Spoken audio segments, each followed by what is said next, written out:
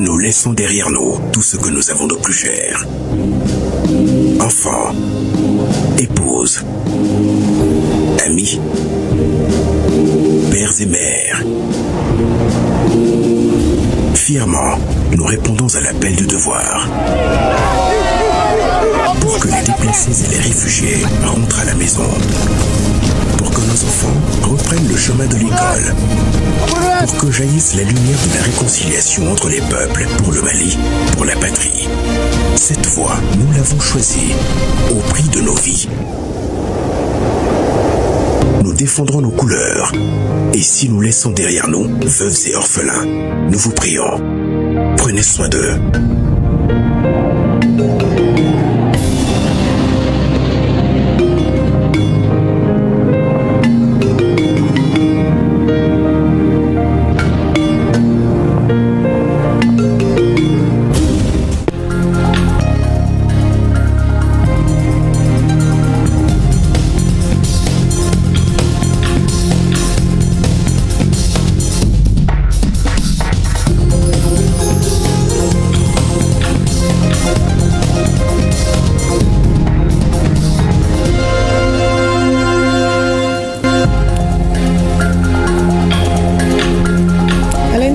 De ce jeudi, le Premier ministre Abdoulaye Maïga inaugure au nom du président de la transition le vestibule destiné aux légitimités traditionnelles à Koulikoro, marquant le premier acte d'une série d'inaugurations régionales visant à offrir des commodités aux autorités traditionnelles dans l'exercice de leur mission.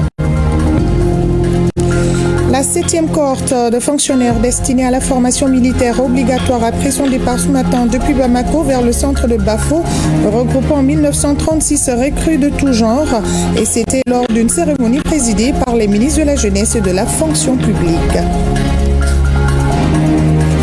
Les travaux de la route stratégique Koulouba-Katissamé avancent. Visite ce matin d'une délégation du ministère des Transports et des Infrastructures avec un budget national dépassant 95 milliards de francs CFA et une durée estimée à 3 ans.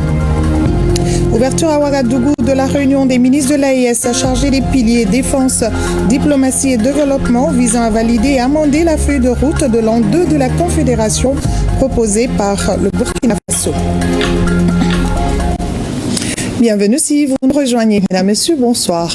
Nous ouvrons ce journal avec le carnet d'audience du président de la transition, le général d'armée Assimi Goïta. Avant leur départ pour leur nouvelle mission, 2 ambassadeurs ont été reçus au palais de Koulouba. Le général de division Ibrahim Daïrou Dambélé, désormais représentant du Mali au Royaume d'Arabie Saoudite, et le colonel-major Maouloud Ould Mohamed, un nouvel ambassadeur en Libye. Au cœur des échanges, coopération sécuritaire, partenariat économique, lutte contre le terrorisme, partage de renseignements et gestion des flux migratoires. 2 pays stratégiques, 2 missions sensibles, une même ambition, défendre les intérêts du Mali et renforcer les liens historiques. Le compte-rendu de Sira Bachili.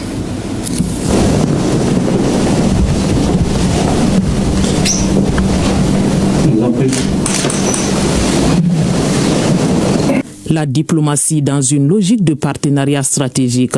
Départ acté pour 2 nouveaux ambassadeurs au palais présidentiel de Koulouba. Ils reçoivent les instructions du président de la transition, général d'armée Assimi Goïta, pour porter la voix du Mali dans 2 pays partenaires de longue date, le Royaume d'Arabie Saoudite et la Libye. Une mission au nom du peuple confiée donc avec une feuille de route du chef de l'État pour ses ambassadeurs dans un contexte de principes spécifiques de gouvernance.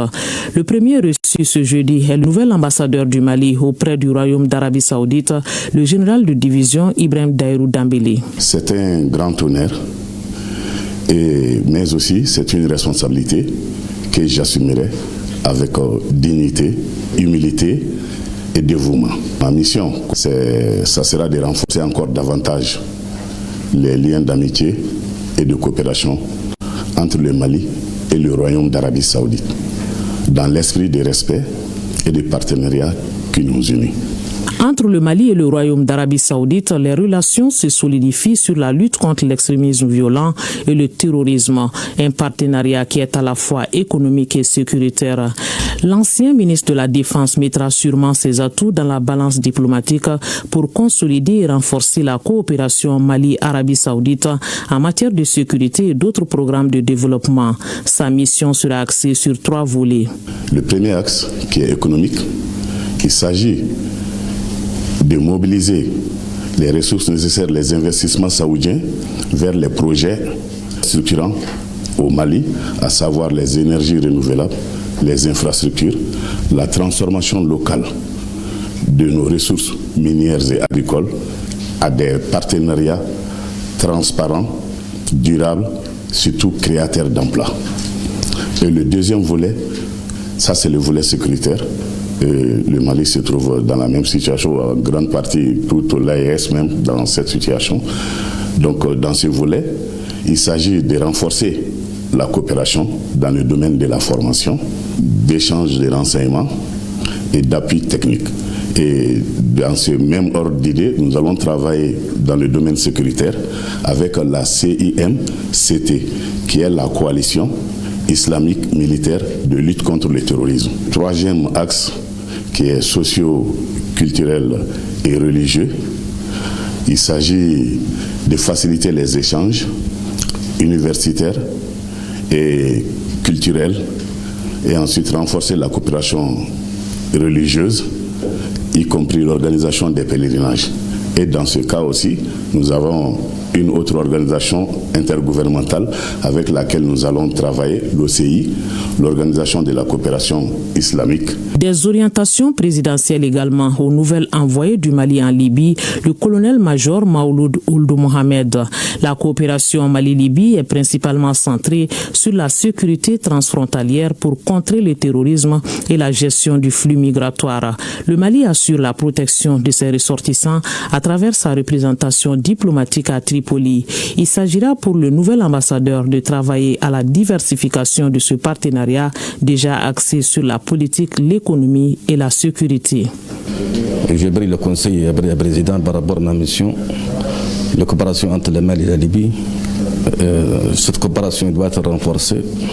Le Mali et la Libye partagent une longue histoire, une longue amitié, basée sur le respect et l'échange d'intérêts de chaque pays. Ma mission, comme la mission de tous les diplomates, la coopération, la relation entre le Mali et la Libye sur plusieurs domaines, politiques, économiques, social, sécurité. La Libye, c'est un passage pour les migratoires parce que tous les subsahariens presque passent par la Libye comme un point de passage.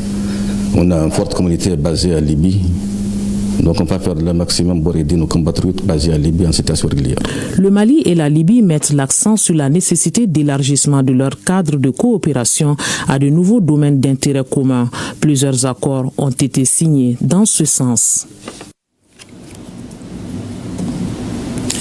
À Koulikoro, honneur aux légitimités traditionnelles avec l'inauguration du vestibule des légitimités traditionnelles, le Dougouti Blon, une initiative du président Assimi Goïta pour valoriser l'autorité coutumière et renforcer une gouvernance ancrée dans nos valeurs. Le Premier ministre, le général de division Abdoulaye Maïga, a été chaleureusement accueilli par les autorités administratives coutumières et les populations. Une promesse tenue, saluée par les populations. Le point avec Boubacar Sissoko et Amadou Tchokari. Cette initiative présidentielle visant à doter les légitimités traditionnelles d'un vestibule s'inscrit dans une dynamique de renforcement de la gouvernance, de proximité, du vivre ensemble et de la paix sociale. Le vestibule de Koulikoroba matérialise ainsi une promesse tenue par le président de la transition, le général d'armée Assimi Goïta, dans sa volonté de redorer le blason des autorités coutumières qu'il considère comme des piliers essentiels de la société. Les bénéficiaires n'attendaient que la concrétisation de cet engagement. C'est un sentiment de joie qui nous anime. Tous les chefs de quartier, tous les chefs de village de la région de Koulikoro sont heureux aujourd'hui de recevoir des mains du Premier ministre les clés du vestibule, une toute première dans l'histoire du Mali.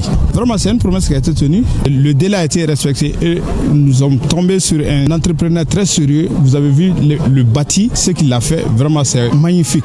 L'infrastructure inaugurée par le Premier ministre, chef du gouvernement, le général de division Abdoulaye Maïga, est majestueusement implantée face à l'autel sacrificiel du Niana, un emplacement hautement symbolique. Ce vestibule porte en lui l'espoir d'une souveraineté authentique du terroir Bamana. Il servira désormais de cadre de concertation et de restauration des valeurs ancestrales. Un espace hautement symbolique, porteur de mémoire, de sagesse et d'espérance pour notre commune et notre région. Monsieur le Premier ministre, cet édifice n'est pas une simple infrastructure. Il constitue l'expression concrète de notre attachement aux valeurs fondatrices de notre société. Le respect de la parole donnée, la primauté du dialogue, la recherche du consensus et la consolidation de la cohésion sociale. Il incarne la reconnaissance du rôle irremplaçable des autorités traditionnelles dans la préservation de l'harmonie sociale, la médiation des conflits et l'enrichissement des décisions publiques dans nos réalités culturelles. Fidèles à leurs coutumes et à leurs traditions, les légitimités traditionnelles ont en retour offert des présents au président de la transition, le général d'armée Assimi Goïta, et à son chef du gouvernement, le général de division Abdoulaye Maïga, en signe de reconnaissance et de considération. Voilà, les légitimités traditionnelles de Koulikoro disposent désormais de leur propre maison. Le vestibule, fruit de la vision du président de la transition, le général d'armée Assimi Goïta, a été inauguré ce jeudi par le Premier ministre, chef du gouvernement, le général de division Abdoulaye Maïga, qui représentait le président de la transition. Selon le chef du gouvernement, ce vestibule s'inscrit dans le cadre de la vision présidentielle visant à offrir des commodités aux légitimités traditionnelles pour l'accomplissement de leur mission. Koulikoro constitue la première étape d'une série d'inauguration qui toucheront toutes les capitales régionales. La cérémonie s'est déroulée en présence de 9 membres du gouvernement. Envoyés spéciaux, Mamari Koné et Alou Touré.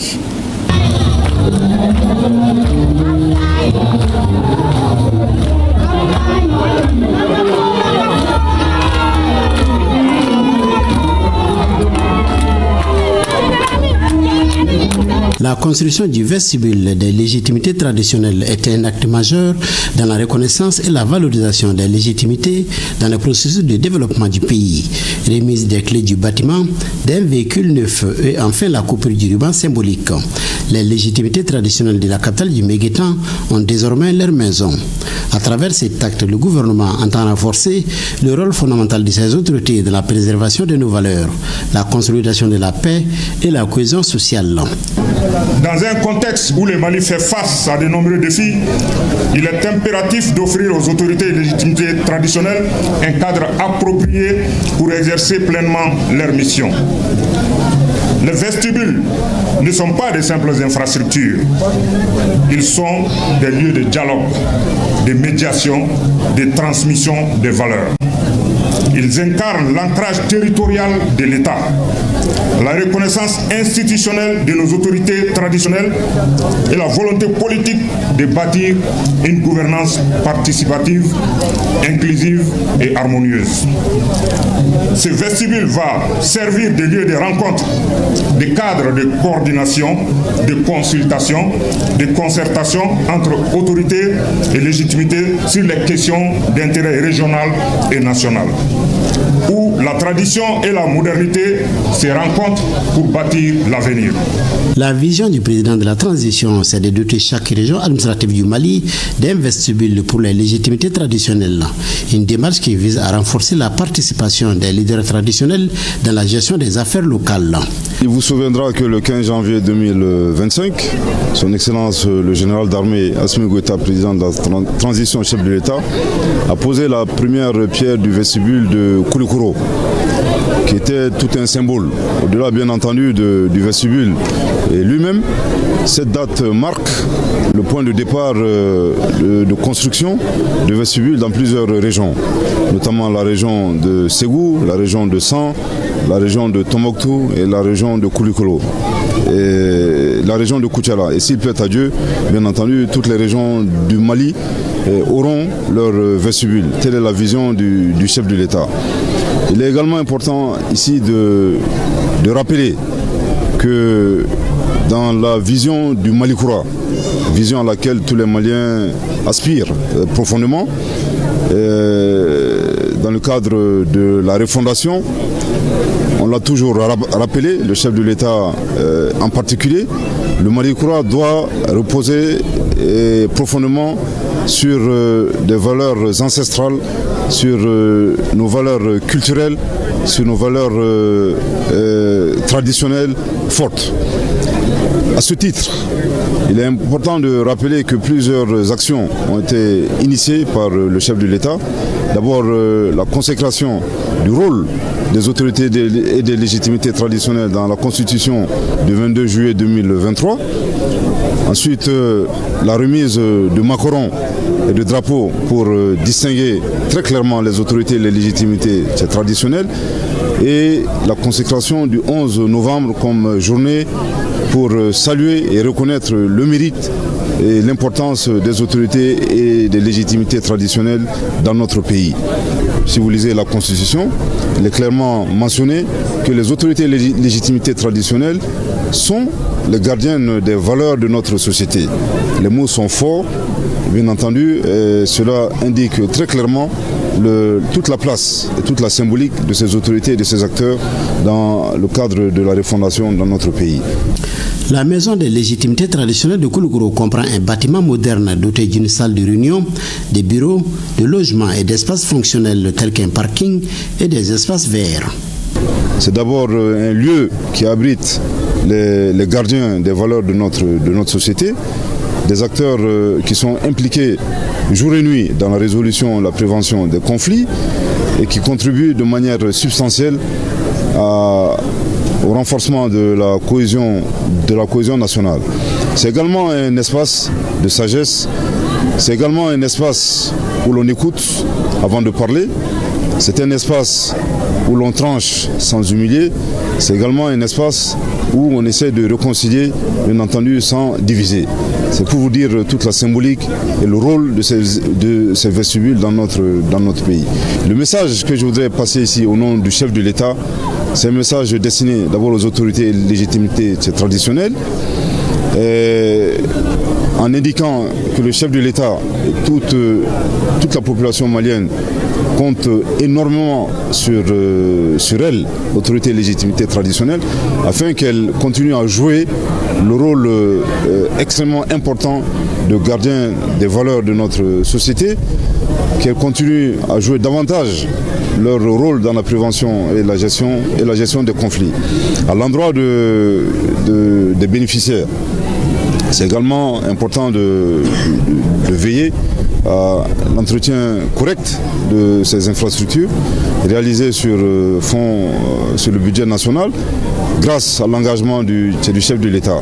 La cérémonie d'inauguration a été l'occasion pour les habitants de Kouloukourou d'exprimer leur soutien aux autorités de la transition. Les légitimités traditionnelles d'autres régions bénéficieront de leur maison dans les mois à venir. Et pendant que Koulikoro célébrait la tradition, à Bamako, l'apprentissage civique se poursuit. Les membres de la Jeune Chambre internationale Bamako-Chiwara ont été reçus par la commission parlementaire chargée de la promotion de la femme, de l'enfant, de la jeunesse, découvrant les rouages du travail législatif et le processus d'adoption des lois. Une immersion citoyenne qui promet de former les leaders de demain. Reportage Mamadou Fani.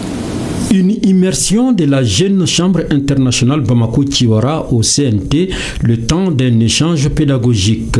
Et c'est la commission promotion de la femme, la famille, protection de l'enfant, la jeunesse, le sport et le travail du CNT qui a accueilli les membres de la JCI pour partager leur vécu sur le travail parlementaire. Cette visite s'inscrit dans le cadre de l'une de nos priorités du mandat 2026 d'orienter les jeunes vers la visite des institutions, également la visite d'entreprise. Aujourd'hui, notre objectif, c'est vraiment de comprendre le rôle du Conseil national de transition et également trouver des actions concrètes pour que les jeunes Maliens s'impliquent activement dans la transition. Très heureux de savoir que la jeunesse du Mali s'intéresse vraiment aux institutions de la République, s'intéresse au pays, s'intéresse aux affaires de la République, parce que, quoi qu'on dise, c'est vous qui demain devez reprendre la relève. Donc, votre intérêt pour le pays et pour les institutions nous réconforte. Durant 2 heures de temps, les responsables des 11 commissions du CNT ont expliqué à la JCI l'organisation et le rôle des commissions, le processus d'organisation des sessions et le vote des lois, le tout ponctué par des questions-réponses. Ce fut un débat vraiment très fructueux. C'était l'occasion pour nous vraiment d'expliquer à ces jeunes-là comment fonctionne le CNT. On leur a expliqué les différentes lois que nous avons adoptées depuis le début, les lois domaniales, les lois sur le code pénal, le code de procédure pénale, la loi de finances. On leur a expliqué aussi toutes les démarches que nous avons adoptées, la révision de la charte et d'autres textes très très importants sur l'éducation, sur la santé, en matière de défense et de sécurité. Au sortir de ces échanges, les membres de la JCI se disent bien édifiés sur les missions du CNT. Les membres du CNT ont à leur tour remis à la JCI une documentation qui servira à approfondir leurs connaissances. L'actualité nous rappelle aussi la force de la solidarité suite au drame survenu au marché El Hadj Doussolo Traoré, connu sous le nom de Sougouninkoura. Une délégation du Conseil national de transition au nom du général de corps d'armée Malik Diaw s'est rendue auprès des sinistrés apportant des vivres et du soutien, des centaines de sacs de riz et de sucre pour alléger le quotidien des familles touchées. Compte rendu à Adama Koulibaly et Idrissa Traoré. Une épaisse fumée se levait dans le ciel un lundi matin, accompagnée des cris des larmes de milliers de commerçants. Une affliction ressentie aussi bien sur terre que dans les cieux. Les concitoyens se succèdent à leur chevet, apportant compassion, solidarité et réconfort. yakili bɛ fɛn na cogoya min na balo nana cogoya min na a nana ten sukaro nana malo nana fɛn caman na makɔrɔniw nana mais comme recensement bɛ sen na ni recensement banna ni mɔgɔ da dɔnna bolo bɛ se ka don fɛn na warini min fɛnɛ sɔrɔla o fɛnɛ bɛ da mɔgɔw ta kan bɛɛ kɔni bɛ k'i tiriki tɔrɔ n'i ye min sɔrɔ i bɛ to k'i ka daga la. Cet après-midi de jeudi, une autre délégation a parcouru plusieurs kilomètres au milieu des décombres. Stupeur et consternation se lisaient sur les visages des membres du CNT venus recueillir les doléances des victimes. Des doléances innombrables à la mesure du drame. La commission de l'administration territoriale et la commission des finances, on a reçu l'instruction de venir voir nos frères, partager leurs douleurs, leurs peines. Il nous a donné un présent composé des kits alimentaires, du sucre, du riz, de l'huile, tout ce qui est nécessaire pour passer un très bon mois de Ramadan. N'o ye ko suguko in kan ka kɛ cogoya min na u bɛna ɲɛfɔli kɛ ɲɔgɔn ye o ko kan o diyara an ye kosɛbɛ ka da kan an ka sɛbɛn kun bɛ assemblée yɛrɛ la k'a kɔrɔ laɲini dɔw kun kɛra o kun sera a yɛrɛ ma yen nɔ a yɛrɛ bɛ dɔɔnin dɔn suguko kan fɛnɛ an b'a dɔn fɛnɛ kumakan min bɔra da kɔnɔ mɔgɔ min don a b'a kɛ. Bâti sur une superficie de 300 000 m², le marché aurait perdu près de 80% de ses installations selon les occupants. Dans les ruines, certains tentent, tant bien que mal, de reconstruire leur pain quotidien. Perspective économique encourageante au Mali. Pour le Mali, le taux de croissance du PIB estimé à 6,3% pour 2025 devrait atteindre 6,5% en 2026. Ces indicateurs ont été présentés ce matin lors de l'ouverture de la conférence de lancement des travaux du processus budgétaire 2027. Les débats porteront notamment sur les investissements stratégiques pour un développement durable et inclusif, conformément à la vision Mali 2063, ainsi que sur le contrôle de l'effectivité des dépenses publiques. Reportage suivi par Seydou Traoré et Abdraman Doka Traoré. L'économie du Mali affiche une perspective rassurante malgré la situation géopolitique qui secoue le monde et perturbe les circuits économiques et commerciaux. Pour s'adapter aux nouvelles situations, la crème des responsables de la gestion des ressources financières du pays est à la tâche avec en ligne de mire la vision Mali 2063. Et cette conférence qui lance les travaux du processus budgétaire 2027 ouvre les débats autour de la politique budgétaire 2026, du cadrage budgétaire 2027 ainsi que du calendrier de préparation du budget 2027, sans oublier aussi les réformes en cours en lien avec la digitalisation. C'est l'occasion aussi d'échanger, de discuter sur des questions d'intérêt commun. Cette année, d'abord nous avons un panel qui va se plancher sur la mise en œuvre des projets structurants. La vision Malikura Nyetasura Kabensamba Fla Ani Bioran Sabama est une nouvelle orientation des autorités qui met l'accent sur la transformation structurelle de l'économie.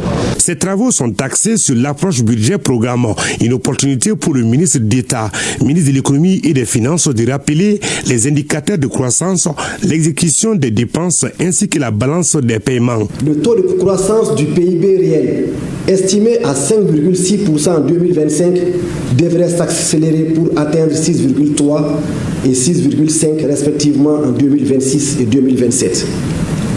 L'inflation qui demeure maîtrisée devrait se situer au-dessous de la norme communautaire de 3% grâce à une politique monétaire et prudente de la Banque centrale, aux efforts conjugués du gouvernement et des acteurs du monde économique et à une bonne campagne agricole. Pour ce qui concerne les premières estimations de l'exécution budgétaire 2025, la mobilisation des recettes fiscales ressort très satisfaisante avec un taux de pression fiscale qui se situe à 14,2% du PIB contre une prévision de 13,4%. L'exécution des dépenses a été contenue dans la limite des dépenses prévues, soit 20,9% du PIB contre une prévision de 22%. Le niveau du déficit budgétaire est ressorti à 1,5% du PIB, nettement meilleur que la prévision de 2,7%. Dans son plan de relance économique, les partenaires soutiennent et réaffirment leur accompagnement au Mali. Les partenaires techniques et financiers du Mali ne resteront pas en marge de ces efforts de développement et vous expriment ici leur engagement à continuer à être à vos côtés, afin de relever les défis avec vous pour le bien-être des populations maliennes. Dans un contexte marqué par l'augmentation régulière de la croissance du PIB réel, les perspectives macroéconomiques appellent au maintien d'une politique budgétaire à la fois ambitieuse et prudente. Dans cette optique, la politique budgétaire vise un déficit prévisionnel de 2,7% du PIB en 2027, en cohérence avec la norme communautaire de l'UEMOA. Outre la projection d'un microfilm et l'exposé du directeur général du budget, le ministre d'État, ministre de l'économie et des finances a aussi rappelé le bien fondé de Malikura Nyetasira Kabensamba Flanembi Worol Savama, une stratégie nationale qui projette une croissance annuelle à 10%. 1936 fonctionnaires, hommes et femmes issus de l'administration publique, des collectivités, de l'École nationale d'administration et de la magistrature ont quitté Bamako pour le centre de Bafo, entamant la 7e cohorte de formation militaire obligatoire, une étape clé dans le processus de refondation de l'État. Reportage Timoro Konaté. Je vous souhaite une très bonne formation et ordonne votre mise en route pour le service militaire obligatoire. Ce sont au total 1936 nouvelles recrues issues de différentes spécialités à quitter Bamako ce jeudi matin pour le centre de Bafo. Cette deuxième vague est composée exclusivement de fonctionnaires, à savoir les élèves fonctionnaires de l'École nationale d'administration, les admis aux fonctions publiques de l'État et des collectivités territoriales, les auditeurs de justice, les greffiers en chef et le reliquat de la 4e cohorte. Cette relance de la formation militaire obligatoire est une initiative du président de la transition, inspirée de sa volonté de façonner un nouveau type de citoyen au service de la nation. Il s'agit d'une formation à la fois physique et morale, devant développer chez les bénéficiaires des compétences fondées sur la discipline, la rigueur et surtout l'esprit de camaraderie. Cette formation vise à forger, à façonner des fonctionnaires pétris du sens de la maîtrise et de la connaissance de soi. La deuxième porte sur la formation morale des citoyens en vue de développer chez eux les réflexes de la citoyenneté, le loyalisme. Il s'agit de faire des fonctionnaires que vous êtes, des acteurs de la consolidation de l'État-nation qu'est le Mali. La troisième concerne la formation professionnelle. La fonction publique a besoin des ressources humaines de qualité. Pas seulement bien formées, mais aussi épris des valeurs de la République, des valeurs citoyennes, des valeurs d'éthique, des morales, qui leur permet de contribuer au développement de l'administration, mais aussi de respecter les usagers, d'accomplir le devoir citoyen comme ça se doit, d'être assidu et de servir l'État avec abnégation et courage. Pour mieux tirer profit de cette formation, les deux membres du gouvernement ont prodigué des conseils à ces nouvelles recrues avant de leur promettre une visite dans les tout prochains jours. Cap maintenant sur les infrastructures vitales pour le développement. La route Koulouba-Kati-Samé, dont le coût est estimé à plus de 95 milliards de francs CFA sur 3 ans, avance à grands pas. Une délégation du ministère des Transports et des Infrastructures a effectué une visite de terrain pour suivre le chantier qui vise à fluidifier la circulation et dynamiser l'économie nationale. Le reportage, Youssouf Diakité et Magan Diakité. Le gouvernement du Mali reste déterminé à relever le défi du développement socio-économique du pays. Et ceci passe forcément par le développement des infrastructures routières. C'est ce qui a motivé le lancement des travaux de la construction de la route Koulouba-Kati-Samé en février 2025. Des travaux qui se déroulent normalement malgré certaines difficultés inhérentes à toutes les actions de développement. Une délégation du ministère des Transports est allée constater l'effectivité des travaux. On est venu se rendre à l'évidence que les travaux ont effectivement démarré avec un bon rythme. Les travaux de la route Koulouba-Kati sont composés de plusieurs branches. Il y a la branche qui commence devant le musée pour venir à Koulouba et qui prend fin dans un premier temps à l'entrée du camp Sundiata de Kati. La deuxième branche, ça va de Samé à Koulouba. Il y a une troisième branche qui fait la jonction entre Koulouba et l'hôpital du Point G. Et à ces trois projets, on a ajouté 7 km de voiries qui sont réalisées dans la ville de Kati. Et ces 7 km de voies concernent 5 rues. Donc en gros, ça c'est les travaux que nous venons de visiter et les profils types pour les deux routes principales, Samé et Koulouba, seront faits en 2 fois 2 voies avec TPC, avec des trottoirs, avec des caniveaux pour bien assainir la route, avec un éclairage public. Tout ça là pour que les commodités soient dans les meilleures pour la population. Faut-il le rappeler, le projet contribuera à l'amélioration des conditions de transport des personnes et de leurs biens et à la fluidité du trafic routier entre Bamako et Kati. La bonne nouvelle, c'est que les populations riveraines ont massivement adhéré au projet. Le constat, c'est que les travaux avancent à un rythme normal. Aujourd'hui, l'entreprise est pleinement engagée pour qu'on puisse avoir une route de très bonne qualité. Mais la réalisation de ces travaux-là ne va pas aller sans difficulté. Parce que sur le terrain, nous rencontrons beaucoup d'autres partenaires. Donc il faut travailler avec eux pour ne pas endommager leurs infrastructures. Les travaux durent l'ensemble pour 3 ans. Le coût, on a 92 milliards de francs CFA. La délégation a saisi l'opportunité pour saluer particulièrement le sens élevé du patriotisme des riverains du projet.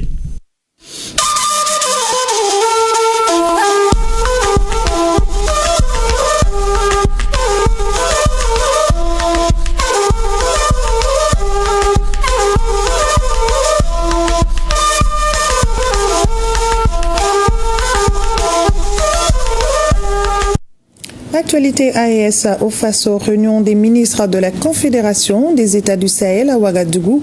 Elle s'est ouverte cet après-midi à Ouagadougou. Cette rencontre vise à valider les travaux préparatoires des hauts fonctionnaires et experts qui, pendant 3 jours, ont examiné et révisé le projet de feuille de route de l'an 2 de l'AES proposé par le Burkina Faso. Leur travail a permis d'amender en profondeur les propositions initiales dans le but de renforcer la structuration institutionnelle de l'AES, clarifier sa doctrine et affirmer sa stratégie pour soutenir la souveraineté et l'influence géostratégique de la région. Ouverture des travaux suivie par Nyarkiteda. L'hymne de l'AES ou le Sahel Benkan, la voix d'un peuple, celui du Sahel, résonne dans cette salle de conférence de Ouaga 2000 avant la réunion des ministres de la Confédération de l'Alliance des États du Sahel. Les différentes délégations conduites par les ministres en charge de la défense examinent ce jour avec munitie et la plus grande attention les conclusions des travaux des hauts fonctionnaires et experts des 3 pays de l'AES, le Niger, le Mali et le Burkina. Il s'agit pour eux de valider le projet de feuille de route de l'an 2 de l'AES dont le Burkina Faso porte la direction. De cette réunion doit sortir la boussole, voire la carte de référence de l'AES pour cette année 2026 et qui doit impérativement intégrer les acquis, l'affirmation progressive et résolue de la souveraineté de l'espace, la naissance de la force unifiée de l'AES et l'émergence d'une identité sahélienne partagée. Il nous revient de préserver et de consolider cette dynamique face aux velléités de déstabilisation émanant de certains États qui tentent par tous les moyens de freiner notre élan. C'est dire toute l'importance de traduire cette vision intégrée dans la feuille de route de l'an 2 que nous sommes appelés à valider aujourd'hui. Elle doit également nous permettre d'adopter le projet de protocole additionnel sur la libre circulation des personnes et des biens dans l'espace confédéral afin de rendre cette liberté effective le plus tôt possible, conformément à la volonté exprimée par nos chefs d'État. De son côté, la délégation malienne accorde du prix à cette rencontre. Pour elle, le mandat du président du Faso, le capitaine Ibrahim Traoré, débute sur de bons auspices avec la tenue de cette rencontre. Elle juge la démarche consultative, inclusive et fraternelle. En nous invitant à Ouagadougou pour examiner le projet de feuille de route de l'an 2, le Burkina Faso démontre une nouvelle fois que la Confédération AES est unité. La Confédération AES est solidarité. La Confédération AES est complémentarité. La délégation du Mali se reconnaît entièrement dans le projet de feuille de route qui a été élaboré par nos frères et sœurs du Burkina Faso. Ce projet s'inscrit dans la continuité de l'an 1 et propose des actions et des activités pertinentes en vue de la mise en œuvre de la vision impulsée par le Collège des chefs d'État. L'an 1 de l'AES a été une année fondatrice de structuration institutionnelle, de clarification doctrinale et d'affirmation stratégique. L'an 2 doit aller bien au-delà et la délégation burkinabé indique clairement que la désignation du président du Faso, le capitaine Ibrahim Traoré, comme président de la Confédération n'est pas une simple rotation institutionnelle, mais plutôt une nouvelle phase, une phase de consolidation, d'approfondissement et de projection stratégique. Camarade capitaine Ibrahim Traoré, président du Faso, chef de l'État, président de la Confédération des États du Sahel, a pris l'engagement clair de placer son mandat sous le sceau de la continuité tout en œuvrant de nouveaux champs d'action. Car, primo, si l'an 1 a été les fondations, l'an 2 doit ériger la structure. Secondo, si l'an 1 a affirmé notre existence, l'an 2 doit imposer notre influence. Le cadre de concertation que nous tenons aujourd'hui nous permettra de mettre en cohérence nos actions et nos responsabilités pour les 12 prochains mois. Nous devons faire en sorte que la feuille de route de l'an 2 soit au rendez-vous de ses ambitions. Pragmatique sans être timide, structurée sans être bureaucratique. Elle devra renforcer la mutualisation de nos capacités de défense, la coordination de nos dispositifs sécuritaires, la convergence de nos positions diplomatiques, l'intégration de nos politiques économiques, car la souveraineté ne se fragmente pas, elle se consolide. Et elle se consolide par la cohérence. Le projet de feuille de route en examen tient compte justement de cette cohérence pour faire de l'AES un espace qui ose, un espace qui protège sa population, un espace qui assume avec vaillance sa souveraineté. Et au Niger, évaluation à l'hôpital de l'Amitié Niger-Turquie. Le ministre de la Santé et de l'Hygiène publique s'est rendu à l'hôpital de l'Amitié Niger-Turquie et c'est pour évaluer les conditions de travail, les infrastructures et les performances de cet établissement né d'une coopération internationale. Une visite placée sous le signe du dialogue et de l'amélioration continue. Compte rendu Issa Ousmane. C'est en début de matinée que le ministre de la Santé et de l'Hygiène publique, le médecin colonel-major Garba Hakimi, a franchi les portes de l'hôpital de l'Amitié Niger-Turquie. Accueilli par l'administration et le personnel soignant, le ministre et sa délégation ont entamé une visite guidée des différents services de cet établissement inauguré en septembre 2019. Fruit d'un partenariat stratégique entre le Niger et la Turquie. Cet hôpital fonctionne selon un modèle de coopération basé sur un protocole d'accord, une collaboration qui illustre l'engagement des autorités turques à soutenir les efforts de l'État nigérien pour le développement du secteur sanitaire.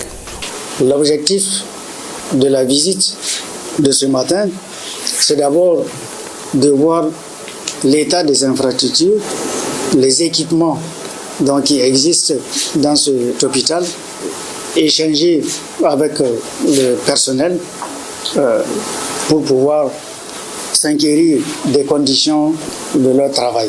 Nous avons vu que les indicateurs de santé de cet hôpital sont performants. Et cela est dû au fait que les agents qui sont ici font un travail, en tout cas, qui est à féliciter.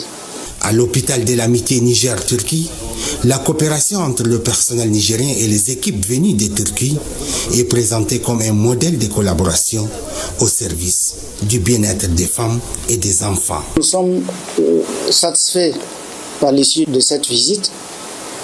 C'est l'occasion aussi pour nous de remercier son Excellence Tayyip Erdogan pour son initiative de soutenir le secteur de la santé au Niger.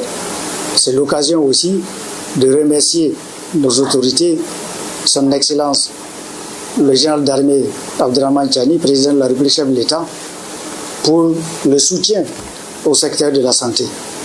À travers cette visite, le médecin colonel-major Garba Hakimi réaffirme son engagement en faveur d'un système de santé performant, accessible et humain.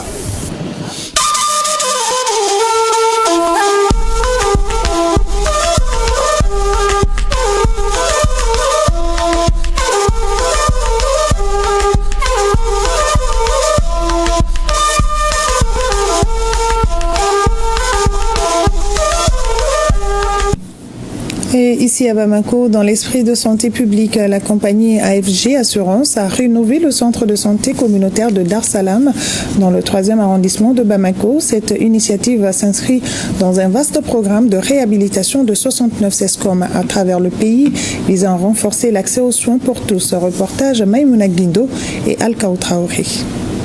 Pour le soleil éclatant de Dar Salam, la façade du CSCOM ne passe plus inaperçue. Le centre de santé communautaire a changé de visage. À l'initiative de AFG Assurance, l'établissement a fait peau neuve.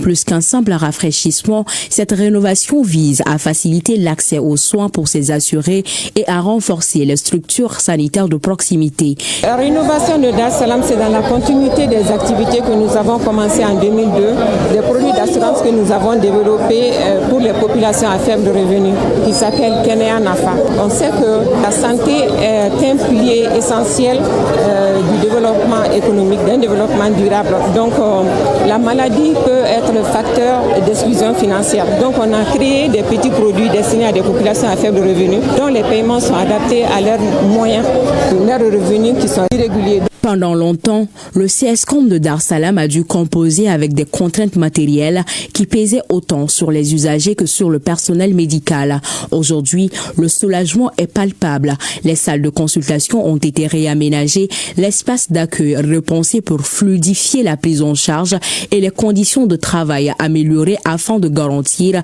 un service plus efficace et plus humain. On a fait les rénovations du bâtiment. Le carrelage que vous voyez, des équipements qui ont été donnés au niveau de la pharmacie, on a donné des médicaments. Au niveau du laboratoire aussi, on a donné des kits et on se prépare aussi pour leur donner des appareils d'énumération qui font défaut aujourd'hui. Donc on a mis un panneau solaire. Grâce à la vision partagée de AFG Assurance Mali et la Fondation Atlantique Group, notre quartier de Dar Salam bénéficie aujourd'hui d'un centre de santé moderne, mieux équipé, prêt à offrir les soins de qualité à toutes les familles. Je voudrais à ce titre saluer et remercier chaleureusement Madame Cissé Adamba, directrice générale AFG Assurance Mali, pour son engagement sans faille et son dévouement au service de la responsabilité sociale et du bien-être collectif. Cette inauguration marque une étape, mais aussi un point de départ, car notre ambition commune est d'aller plus loin, renforcer les infrastructures, former le personnel de santé, rapprocher toujours davantage les soins des populations. Cette réhabilitation et ce don qui a été effectué au nom de la Fondation et d'AFG Assurance Mali est un cadeau qu'on souhaite être utilisé avec beaucoup de rigueur, qui l'entretiennent et qui permettent à la population d'avoir accès à des soins quand on sait quelles difficultés ils ont très souvent. Au-delà de l'esthétique architecturale, l'enjeu est sanitaire et social. Cette initiative vise à faciliter l'accès aux soins pour les assurés tout en consolidant les structures de santé de proximité, maillon essentiel du système sanitaire. Et en ce mois béni de Ramadan, les initiatives solidaires se multiplient à travers le pays. L'Association des scouts et guides du Mali lance la 11e édition de l'opération Ramadan Charity. Des kits de rupture de jeûne sont distribués aux personnes démunies, aux usagers de la route et dans les hôpitaux sous le thème « Agir autrement pour le bonheur de la communauté ». Les détails avec Duranti Diakité et Abdoulaye Samaki. Fidèle à son slogan, à savoir toujours servir Dieu, son pays et soi-même, l'Association des scouts et guides du Mali respecte la tradition. À travers ce lancement tenu à l'intersection des routes nationales numéro 6 et 7, l'association vole au secours des couches vulnérables et des usagers de la route. Ces derniers recevront quotidiennement des kits de rupture du jeûne sur 19 sites durant le Ramadan et le Carême. Chaque année, dans des différents hôpitaux, et puis des circulations routières comme ici de l'Afrique, l'entrée de Sébenikoro et beaucoup d'autres localités. Chaque jour, au moins 5000 kits à travers le pays. Au cœur de cette activité, un serveur de marque, le chef du département chargé de la jeunesse. Les usagers reçoivent de ses mains des kits de rupture du jeûne. En cette période de Ramadan, en cette période également de Carême, ces jeunes sortent aujourd'hui pour distribuer des vivres. Et je pense que nous ne pouvons que nous associer à cela. Nous ne pouvons que les appuyer dans cette initiative afin qu'elle puisse perdurer. Parce que pour nous, ça montre ce rassemblement au niveau de tous les Maliens. Et c'est vraiment ce sentiment de fierté qui m'anime aujourd'hui par cette jeunesse qui est très active. Le message que je voudrais lancer à la population, mais surtout à nos jeunes, de rester unis, de rester concentrés, de rester engagés et d'avoir toujours en tête, dans leur cœur, dans leur esprit, le Mali et l'unité des Maliens. C'est un geste salutaire parce que nous sommes dans un mois béni et aider quelqu'un à rompre son jeûne, je suis sûr que les prêcheurs ne vont pas dire le contraire, il y a beaucoup de baradis dedans. Et on leur souhaite bon courage, qu'Allah les accompagne surtout côté financement. Au-delà de ce geste de solidarité, l'opération Ramadan Charity contribue au renforcement de la cohésion sociale et du vivre ensemble. Le gouvernement lance également la 3e édition de l'opération Vente à prix social, permettant à plus de 5000 ménages à Bamako, Ségou, Sikasso de bénéficier de denrées subventionnées.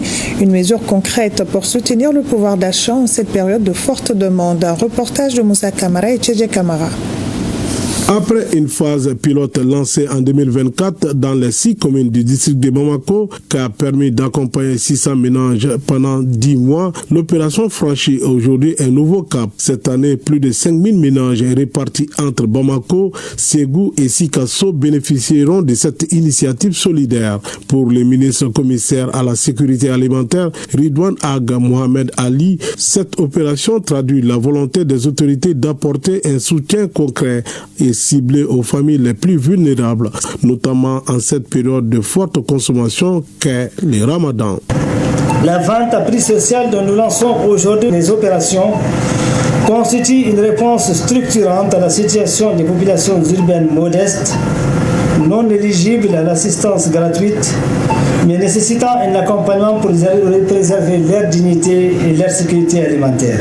Pour l'exercice 2026, le programme sera renforcé et permettra d'accompagner 4830 ménages dans le district de Bamako, 465 ménages à Ségou et 465 ménages à Sikasso.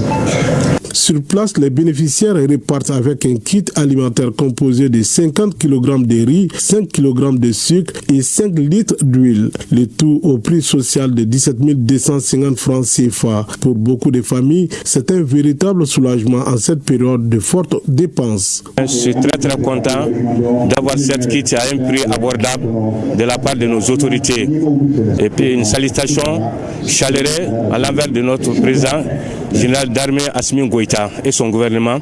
Les bénéficiaires ont été identifiés à travers le registre social unifié du ministère de la Santé et du Développement social, un mécanisme qui garantit un ciblage plus transparent et plus équitable des ménages vulnérables. Une démarche saluée par le ministre de la Santé et du Développement social. Chaque année, ça se lance pendant le mois de Songalo Solidarité. Chaque famille bénéficie de ce kit-là pendant 3 mois. Après 3 mois, c'est un système de rotation. Tout ça, c'est pour que le plus grand nombre puisse en bénéficier.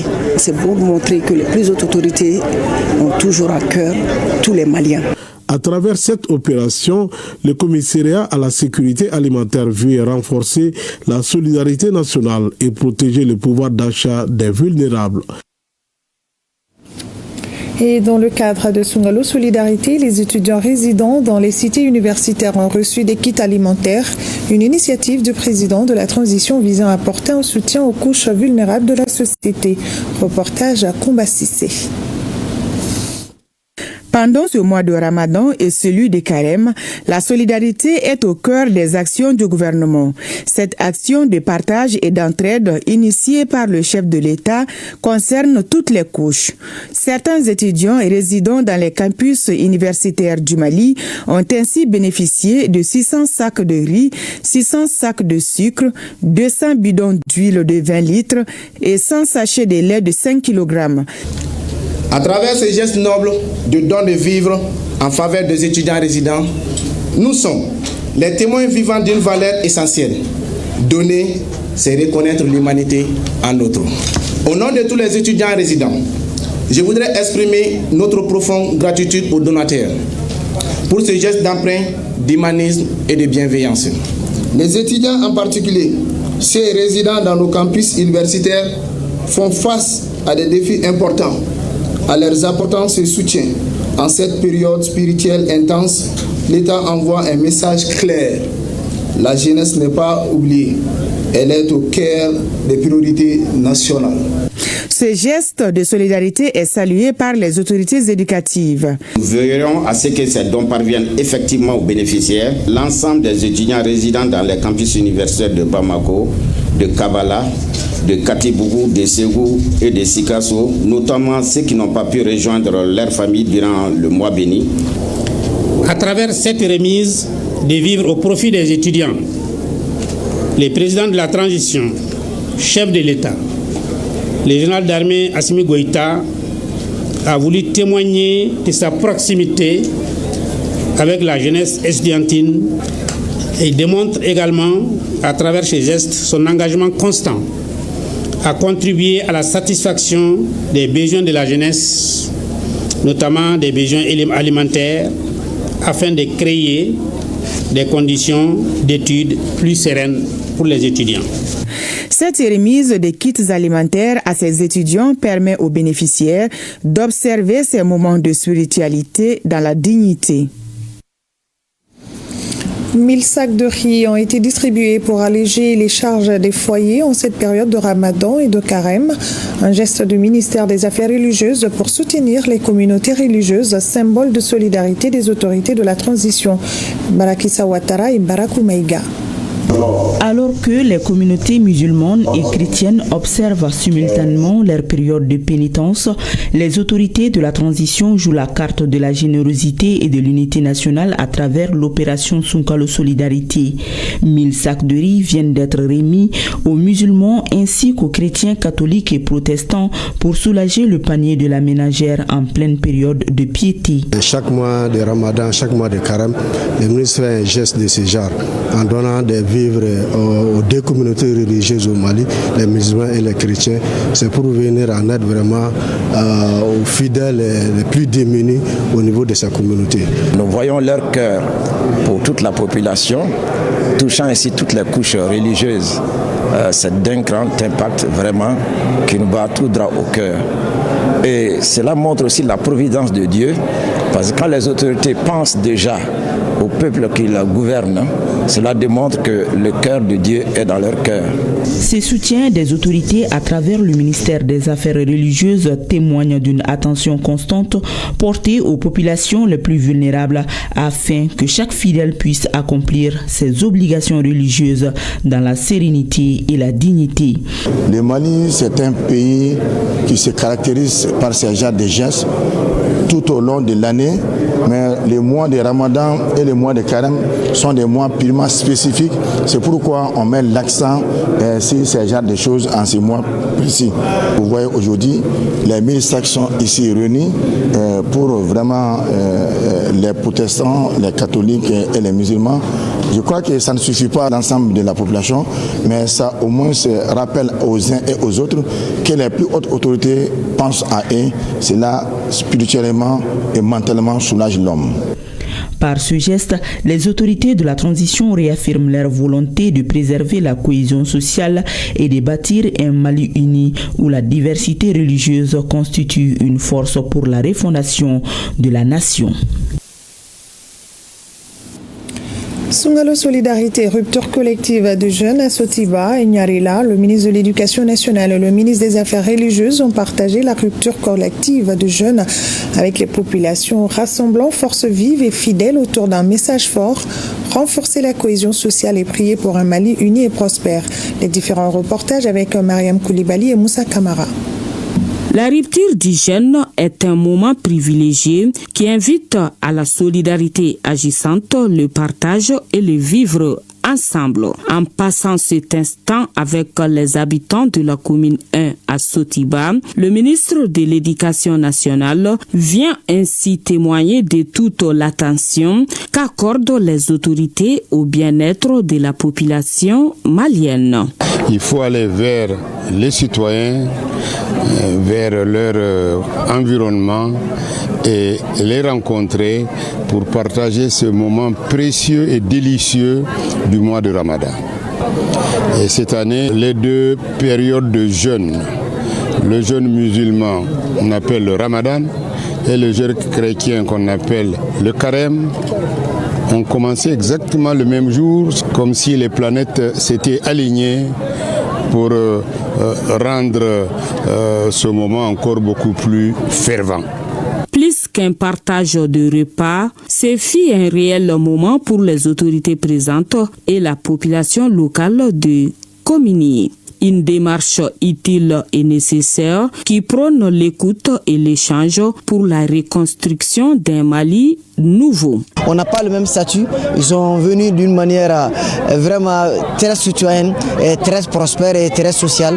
Partager ces moments avec nous, ça ne fait que nous animer en fierté, on se sent considéré, vraiment on sait que les autorités sont avec la communauté. Quand les Maliens se retrouvent c'est la grande famille. Il y a au-delà de partage, il y a les cousinages, il y a les dialogues, il y a la causerie. On a tout dit. On a dit l'essentiel. La séance a pris fin par la prière du crépuscule, soldée par des bénédictions pour la paix et l'unité au Mali.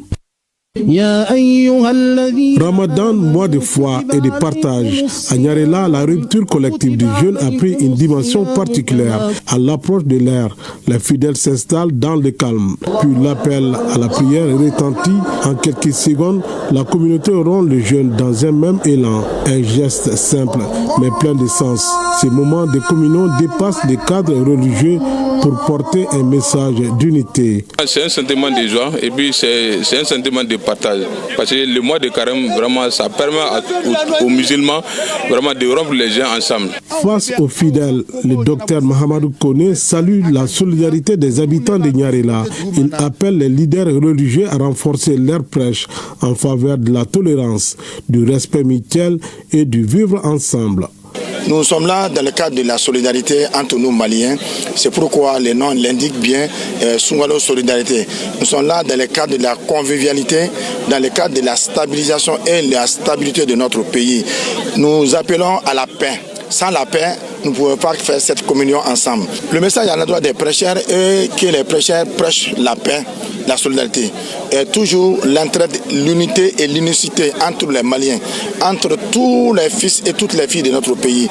À Nyarela, cette rupture collective du jeûne aura été bien plus qu'un moment spirituel. Elle aura porté une ambition commune, celle d'un Mali uni, solidaire et rassemblé autour de ses valeurs et de ses croyances. Le ministre de la Réconciliation a rompu le jeûne avec les fidèles de Ngouami-Rambougou portant des messages de paix et de rapprochement, même esprit à Amdalaï, où le ministre malien établi à l'extérieur a rompu le jeûne avec les populations dans un élan de solidarité et de prière. Reportage à Liu Abdoulaye Touré et Aminata Brahima Ouedraogo. Salutations chaleureuses, poignées de main franches, l'atmosphère était conviviale à Ngouami-Rambougou, quartier populaire de la commune 3 du district de Bamako ce mercredi. La présence du ministre de la Réconciliation est perçue comme un geste fort à l'endroit des populations du quartier. Ce geste du ministre Ouagé prouve la proximité des autorités avec les citoyens en ce mois de solidarité et de partage. Peu avant la rupture du jeûne, les lieux avaient pris les allures de grandes rencontres communautaires. Sous des tentes dressées pour l'occasion, hommes, femmes, jeunes et personnes âgées sont venus nombreux pour être témoins de cet acte de solidarité. À l'appel du muezzin, chacun a rempli son jeûne dans un esprit de communion. Après la séance de prière, le chef du département de la Réconciliation a rappelé l'importance de cet événement local de portée nationale. C'est la 3e édition de Sungalo Solidarité. C'est une initiative instruite par son Excellence le général d'armée Assimi Goïta, président de la transition, qui a insisté que pour que pendant le mois béni de Ramadan, que les ministres soient en communion avec les populations. Les gouvernants sont au service des gouvernés et les gouvernés comprennent mieux que les gouvernants se mettent à leur niveau. Je remercie la population de Ngouami-Rambougou, les femmes et les hommes qui sont sortis pour qu'on puisse mener cette activité. À Ngouami-Rambougou, au-delà du repas, l'opération Sungalo Solidarité se veut un message d'unité dans un contexte où le renforcement de la cohésion sociale demeure une priorité. Bonne rupture. Ils sont techniciens, monitrices, aides ménagères, lavandières et membres du gouvernement à rompre ensemble le jeûne. Dans cet environnement convivial, mis en place dans le cadre de Sungalo Solidarité, les titres s'effacent, laissant place à l'unité. Ici, chaque citoyen a droit au même bol de thé, de bouillie et de dattes. Certains approchent de très près pour la première fois un membre du gouvernement. Mieux, partagent avec lui les mêmes repas. Ministre na nga yɔrɔ la bi ka sun tigɛ alhamdulilayi a diyara n ye nin ye ne yɛrɛ siɲɛ fɔlɔ ye ka ministre ye ne kun t'a dɔn ko ministre yɛrɛ bɛ se ka na sun tigɛla mɔgɔ ka yɔrɔ la a diyara n ye a bɛnn'a ma. Le ministre a témoigné de l'engagement du général d'armée Assimi Goïta qui a instruit au ministre d'être à côté de la population pendant ces mois bénis de Ramadan. Prier pour amener la paix, la tranquillité à notre pays, le Mali. Prier pour l'âme de nos soldats disparus. Cette rupture collective traduit la volonté des autorités de se rapprocher de la population. Un pari qui est en voie d'être gagné avec ce cadre qui est à sa 3e édition. Nous sommes aujourd'hui avec la population de la commune 4 pour passer ces moments de rupture et rappeler, nous souvenir que ce moment c'est d'abord un moment de solidarité envers ceux qui mangent à leur faim comme ceux qui ne mangent pas à leur faim. Le repas partagé, ce n'est pas qu'une simple nourriture. Nous avons partagé une philosophie de vie. Nous avons partagé même un concept de l'islam, de partager ce qu'on a avec ceux qui n'en ont pas. Avec les Maliens de l'intérieur, les pensées du ministre sont restées tournées vers ceux de l'extérieur tout au long de cette rupture collective. Un vibrant hommage a été rendu à ces Maliens de la diaspora qui observent le jeûne loin de leur famille. Plus qu'un simple partage de repas, le terrain Lazaret de Hamdalaï a été témoin d'un acte fort de solidarité et de communion entre membres du gouvernement et citoyens. À Niamakoro, le ministre des Mines a partagé la rupture du jeûne avec les forces vives du 6e arrondissement. Akati Noumorla, le secrétaire général du ministère de la Justice et des Droits de l'Homme, a porté le message de solidarité du gouvernement, un moment de prière pour la paix et la stabilité. Et à Sabalibougou, le ministre de l'Agriculture a rompu le jeûne avec ses frères, scellant un temps fort de partage et de cohésion sociale. Reportage Ibrahim Kaoukonate, Youssouf Diakité et Dauda Koni. À l'occasion de la rupture collective de jeûne du mois sacré du Ramadan avec la population de Niamakoro, en commune 6 du district de Bamako, le professeur Amadou Keïta, ministre des Mines, a rappelé les valeurs culturelles qui fondent la cohésion sociale du Mali. Une initiative qui vise encore à soulever davantage les responsables avec les communautés, et faire en sorte que les responsables se souviennent qu'ils aient en tête qu'ils ont derrière eux une population résiliente, une population qui a des attentes aussi, mais une population qui aimerait aussi se reconnaître dans les dirigeants. Et c'est pourquoi cette rupture collective, pour moi, a un sens particulier. Donc, ça nous rapproche davantage des populations. C'est un appel à l'engagement de tous les Maliens pour notre patrie. Aujourd'hui, notre pays vit un moment extrêmement difficile.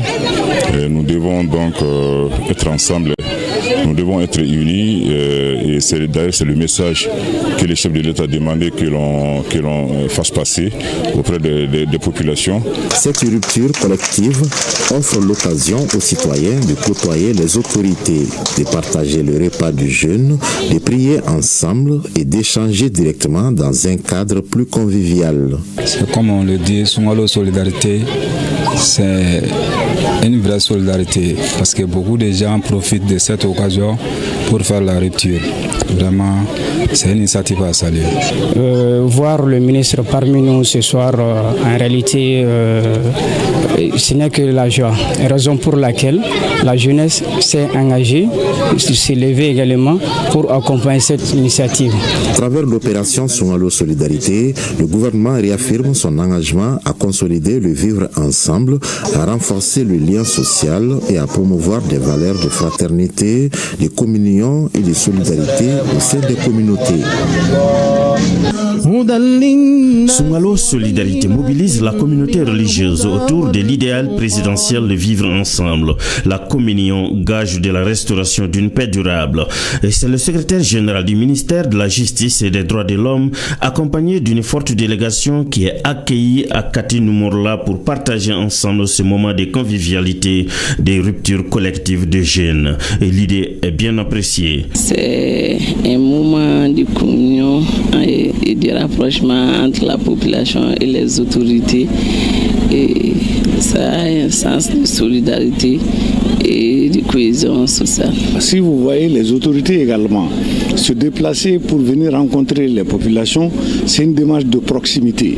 C'est pour montrer que les autorités sont proches de leur population, c'est pour montrer que les autorités sont conscientes des difficultés et du vécu quotidien de leur population, qui veulent être proches de la population, et que c'est encore montrer qu'au Mali, il y a quand même une sorte de fibre patriotique, une sorte de cohésion d'entente nationale qui doit réellement être entretenue et qui doit être pérennisée. Il s'agit tout simplement de mieux cerner le quotidien de la population à la base. Rompus à la tâche, les équipes de Mme Dagnon Amidjara et de Nia Koulibaly se sont déployées pour la réussite de la réception du ministre de l'Agriculture, Dr Ibrahima Samaké, sur génie terrain de Sabaliboukou dans la commune 5 du district de Bamako.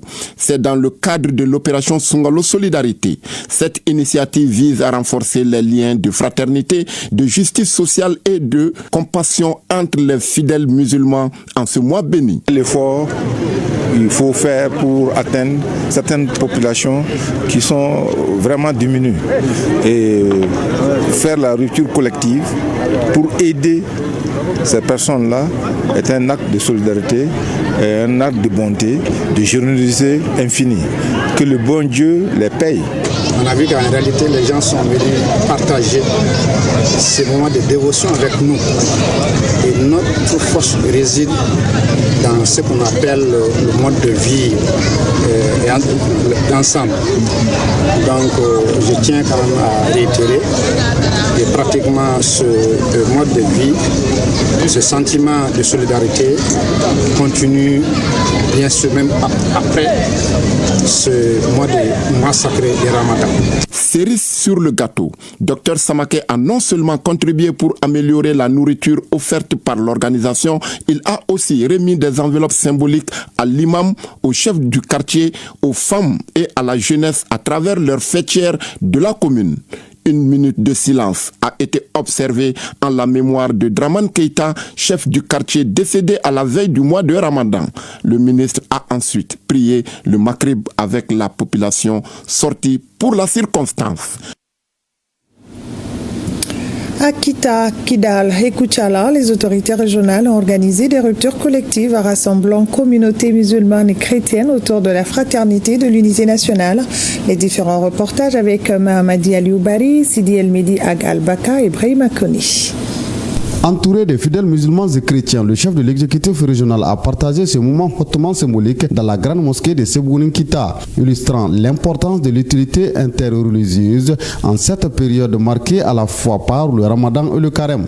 Un geste fort, salué par les participants qui témoignent de la volonté des autorités de promouvoir la paix, la tolérance et la fraternité entre les confessions. Nous saluons les autorités de la transition. Le Coran nous enseigne d'être reconnaissants au nom de leurs actions passées et de toujours. Nous partageons tous, chrétiens et musulmans, la foi au Dieu d'Abraham, Dieu unique. L'occasion Sungalo Solidarité nous donne cette opportunité de manifester cette communion, cette fraternité avec nos frères. Dans la ville de Kita, plusieurs mosquées accueilleront à tour de rôle ces ruptures collectives du jeûne.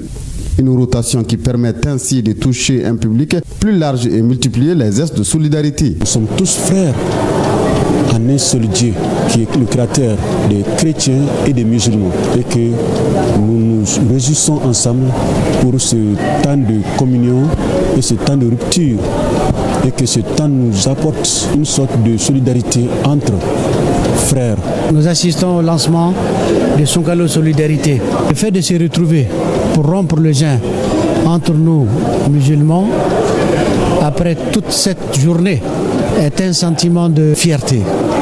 C'est un sentiment d'appel à tous les musulmans afin qu'ils prient pour notre pays, pour nos plus hautes autorités, que ce mois de Ramadan soit un mois fructueux pour nous tous, qu'il soit un mois de méditation, de prière sur toute l'étendue du territoire pour que notre pays avance, se développe. Cette opération Sungalo Solidarité qui est à sa 3e édition consiste à distribuer plusieurs kits de repas de rupture de jeûne par jour pendant tout le mois de Ramadan. Après la prière, les chefs religieux ont également formulé des bénédictions à l'intention des plus hautes autorités du pays. En 8e région, c'est la mosquée du quartier Aliou qui a été retenue pour le lancement de l'opération Sungalo Solidarité édition 2026 sous la présidence du général de division Al-Haj Gamou, gouverneur de Kidal. Cette démarche marque une nouvelle étape dans l'engagement collectif en faveur des populations les plus vulnérables. Sonangalo Solidarité, c'est une initiative qui est le bienvenue au sein de la population qui n'ont pas les moyens et que nous remercions au nom de la population de Kidal le président de la transition, le général Assimi Goïta, pour ces belles initiatives, qui est une initiative patriotique qui va vraiment à tout droit dans le cœur de l'ensemble des religions de notre pays. Je souhaite bon Ramadan à toutes les religions de notre pays. Placée sous le signe du partage, de l'entraide et de la cohésion sociale, cette initiative vise à apporter un soutien concret aux familles à travers des actions de solidarité, des dons et des ruptures collectives. Cette initiative, c'est très bien. Donc, si on trouve chaque année, le gouvernement augmente sur l'initiative, surtout dans ce mois, béni au mois de Ramadan. À travers Songhalo Solidarité, c'est toute une nation qui réaffirme ses valeurs de fraternité, de responsabilité sociale. Ensemble, faisons de cette édition 2026 un symbole d'espoir, d'unité et de générosité. Cette rupture collective du jeune est une étape importante de l'opération Songhalo Solidarité instituée par les autorités de la transition. Pour la circonstance, chefs des services, autorités administratives, chrétiens et musulmans s'étaient réunis à la grande mosquée de Koutiala dans la communion et une convivialité remarquable. Catholiques, protestants, musulmans, c'est comme une main. Quand un doigt est blessé, toute la main souffre. Donc le courant religieux, nous cheminons ensemble. Et ce mois-là, c'est un mois de prière, un mois de partage, un mois de pardon. Nous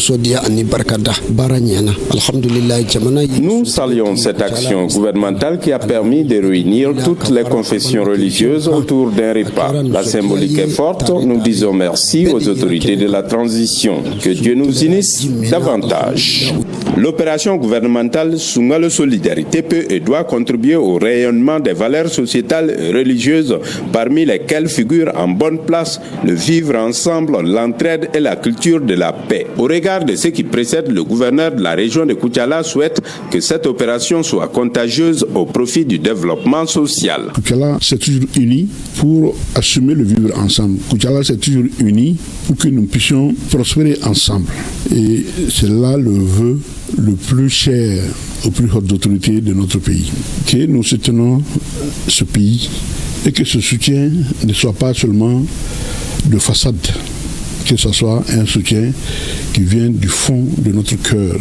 Qu'Allah subhanahu wa ta'ala raffermisse notre foi, apaise nos cœurs. Le chef de l'exécutif régional a remis aux fidèles musulmans des notes offertes par le ministère en charge des affaires religieuses. Après la prière, des bénédictions ont été faites pour le Mali. Voilà, l'opération Songhalo Solidarité est donc de retour à cette initiative apportée par les plus hautes autorités de la transition, mise à renforcer les actions d'assistance en faveur des populations vulnérables, selon le directeur national du développement social, Ibrahima Abba Sangaré. Ce dernier se félicite déjà de l'engagement de nombreuses bonnes volontés à travers des activités de dons en faveur des couches vulnérables. Vous pourrez découvrir cette initiative dans l'invité de la semaine à suivre ce soir sur notre antenne. Lors de cet entretien, Ibrahima Abba Sangaré répond aux questions de Yaya Konaté. Nous vous proposons de suivre un extrait de cette discussion. Songhalo Solidarité, c'est une initiative d'abord du gouvernement. Les premières ressources pour l'organisation ont été mises en place par le gouvernement. Et l'objectif qui est visé est que Songhalo Solidarité ne soit pas une affaire du gouvernement ou bien des autorités, mais une affaire de la communauté. Nous souhaitons à ce que, pendant que le gouvernement, à travers les départements ministériels, ont lancé l'initiative, que cette initiative soit appropriée par les communautés, à travers les communes. Imaginez que chaque maire, au niveau de sa commune, chaque soir, invite les populations, les personnes qui sont nantis, les associations de femmes, les associations de jeunes, les autres corporations, que chacun apporte quelque chose autour du plan général pour qu'ils puissent rompre le jeu ensemble. Et c'est ça notre tradition. Et c'est vraiment cette valeur culturelle qui est visée pour que les populations reviennent à cela. Et à un moment donné, nous souhaiterons que l'État soit juste là pour relancer et faciliter et que les populations puissent se l'approprier, que ça soit vraiment une pérennité. Mais pour l'instant, les communautés, elles ne suivent pas. Les communautés suivent parce que nous sommes invités tous les jours pour présider une cérémonie de distribution, soit d'un donateur anonyme, soit d'un opérateur économique, soit d'une ONG ou bien d'une association. Donc les communautés suivent. Voilà l'invité de la semaine à suivre après cette édition. Désormais, dans vos librairies, le panafricanisme, hier, aujourd'hui, demain, quelle signification, quelle portée et quels moyens d'action? C'est le titre de la nouvelle publication de Daouda Namategete. Dans cet essai, l'auteur évoque le panafricanisme d'hier à demain. Il présente une étude détaillée du panafricanisme à travers ses sources théoriques, sa genèse historique, son rôle dans la décolonisation et sa mission pour l'avenir du continent. Le livre discute également des faits récents de géopolitique et leur impact sur l'Afrique et ses peuples. Le livre présente aussi bien un tableau des courants, des expressions et des figures du panafricanisme du XXIe siècle. L'auteur a mis en accent particulier sur les dimensions spirituelles et astrologiques du panafricanisme de l'Alliance des États du Sahel. Ainsi s'achève ce 20h ce mois de Ramadan. L'actualité nous rappelle une évidence. Au-delà des défis, c'est la solidarité qui nous unit, solidarité dans l'épreuve, dans l'action et dans l'espoir. Que ce temps de recueillement renforce nos liens, apaise nos cœurs et consolide notre engagement collectif pour un Mali stable, uni et prospère. Bonne fin de soirée à toutes et à tous. Merci de votre attention.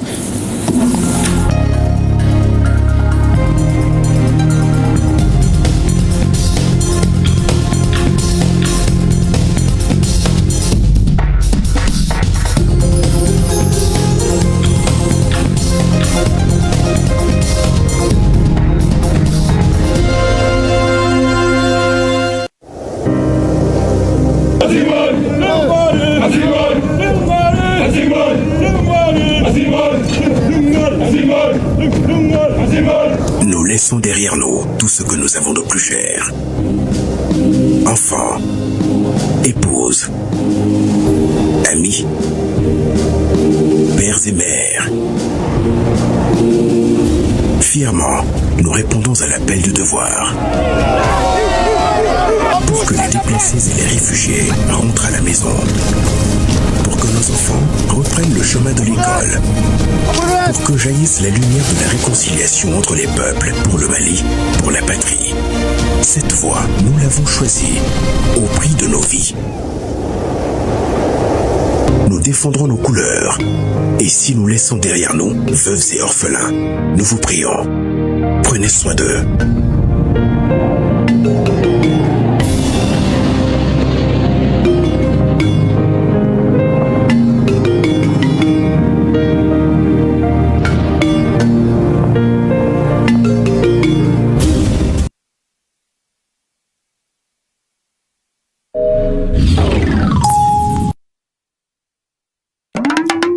Encore plus de volume Internet au même prix. Achetez un forfait Internet et gagnez jusqu'à 50% de bonus. Maintenant, le forfait de 250 francs est à 240 mégas. Le forfait de 2000 francs CFA à 4,5 gigas. Encore plus incroyable, profitez d'un bonus exceptionnel sur 2 forfaits mensuels. Le forfait de 4500 francs double et passe de 8 gigas à 16 gigas. Le forfait de 10 000 francs CFA est désormais à 35 gigas. Découvrez vite ces nouveaux forfaits Internet au dièse 555 dièse 3 dièse 1 dièse puis OK. Move Africa Malitel, un monde nouveau vous appelle.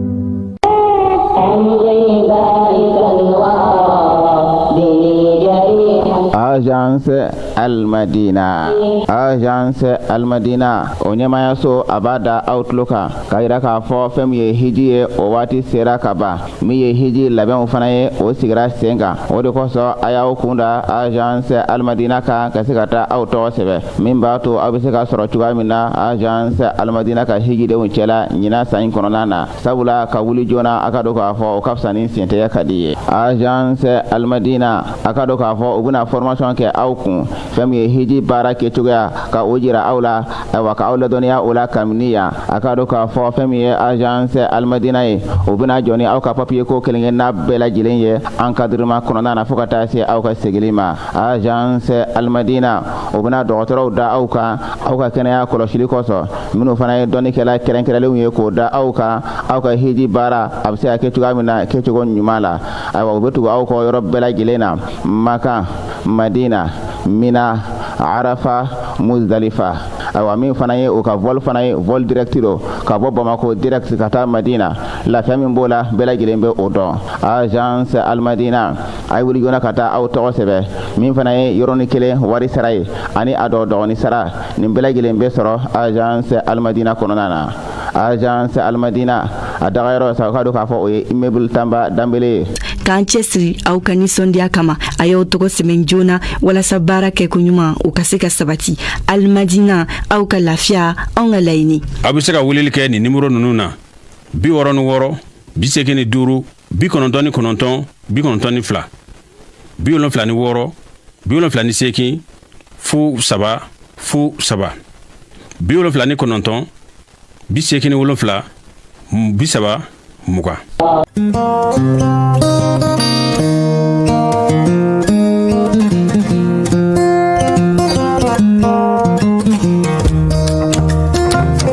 Nana a reçu l'appui du programme d'appui aux filières agro-pastorales PAFA 2 qui est cofinancé sur les ressources du gouvernement du Mali, du Grand-Duché de Luxembourg et de la coopération suisse. Deme kera sababu ye ka mɔgɔ dɔ fana bɔ chômage la ka baara kɛ entreprise dam kɔnɔ ni ye boutique dɔ dayɛlɛ ka se ka produit kɛ ka taa bila yen donc financement y'a to n fanga sera k'o kɛ ka se ka dɔ fara employé kan ka se ka matériel misɛnnin dɔw fana kun ko b'an na n y'olu fana ɲini n ye kalan caman sɔrɔ l'IGZEF PAFA sababu la.